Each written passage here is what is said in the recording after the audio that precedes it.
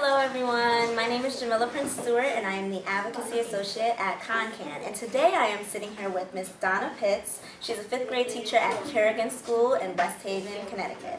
So, do you want to tell us a little bit about how you learned about donor shoes? Because it was very recent, huh? Yes, it was. A friend of mine was a special education teacher in another district, and she had a lot of projects up for things that she needed for her class for autistic students, and she told me it's really easy. It's a lot easier than writing regular grants. So I took a look at it, and before I knew it, I had written 3-4 projects, and they were getting funded. So it was kind of, I was hooked. So can you tell us a little bit about some of the projects that have been funded? Yep. Most recently, we received an interactive board. It's like a smart board, a whiteboard, where I use it daily for lessons. The students are able to write on it, but most importantly, we're able to project it with a projector, an LCD projector that we got through Donors Choose, and we also have a document camera.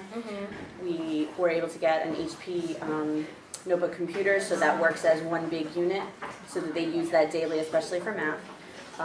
We were able to receive a Nook. The eye touches, bean bags and clipboards for group work.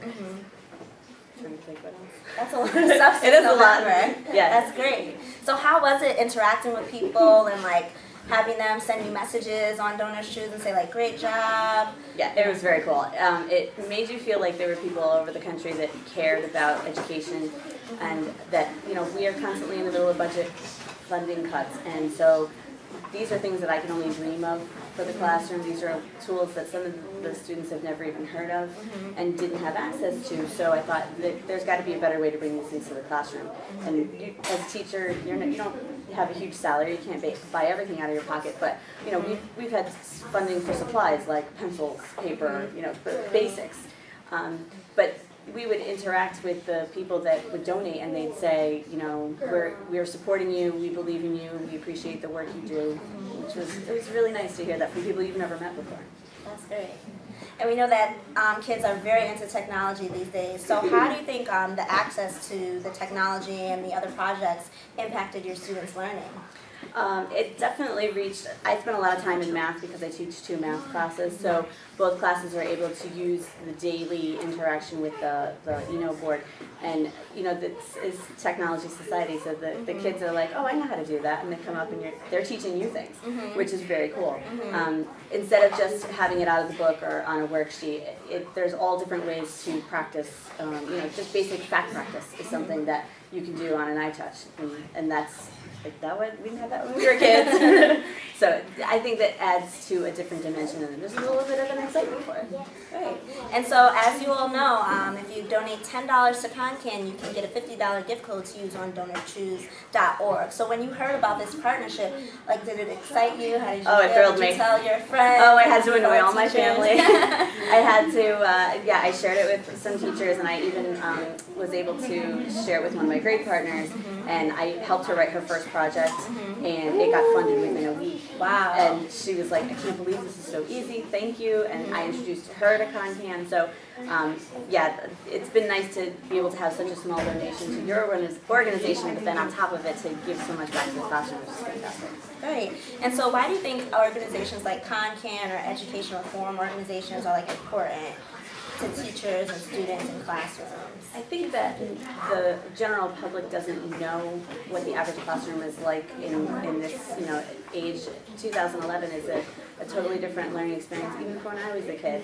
And for them to have you know, access to technology, and for the rest of the state or whatever organization, it gives them a little bit of a glimpse as to what it's like in the classroom. And there are so many great things that teachers do every single day that I don't think the general public knows. It sheds a brighter light on what education really is all about. And so a lot of what you spoke about, you know, I'm assuming you're taking time out of your own schedule to get these projects up and to spread the word about DonorsChoose.org. And it really, I'm going to start over. So, yeah, I'm going to start over. So you spoke a lot about putting a lot of projects up on Donors Choose, and it seems like you have to take time out of your own schedule to do this. And it's really going above and beyond the call of duty as a teacher. So what do you think it means to be like an extraordinary teacher? What does that mean? I guess I didn't consider myself extraordinary. I guess there's an excitement that I have at every time that I think about, oh wow, I can write this this project, and I'll have all these literature circle books, and reaching those students who might not find that exact book in the library, but then they find it in the classroom. Extraordinary teachers do whatever they can to have their students learn, and what I want is for my students to come to a safe place, a happy place, and I want them to enjoy learning, because that's the idea, to create a lifelong learner. So whatever I can do, if that makes me an extraordinary teacher, that's cool. And so why is it important for kids to have access to great teachers? Everybody has that one teacher that they remember that was so memorable that it made them get interested in a particular subject. Or, for me it was my French teacher in high school, and she just had such enthusiasm, and I remember that, and I want to make sure that my kids feel that way.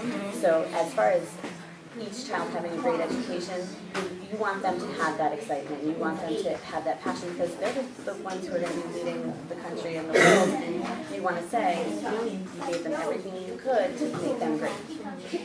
And so why is it important to support Connecticut classrooms? Because we really want to encourage our base to, get out there, get the gift codes, and support Connecticut classrooms. So can you sort of tell them, why do they need to support Connecticut classrooms? Definitely.